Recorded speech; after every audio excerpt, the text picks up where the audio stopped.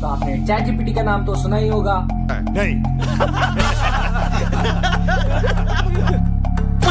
और इसे यूज भी करा होगा, बट इंडिया ने भी अपने 3 नए टूल्स लॉन्च कर दिए हैं जो चैट जीपीटी को भी पीछे छोड़ देंगे।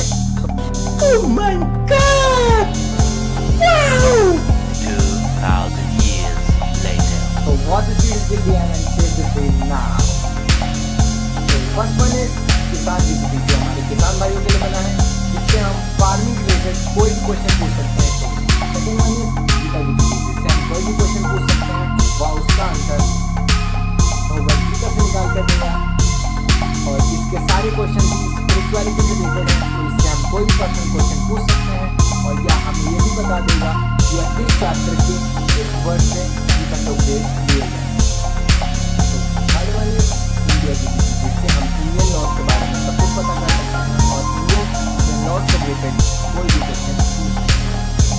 Comment below which can do your try and ऐसे और स्मार्ट बनते रहने के लिए सब्सक्राइब नाउ।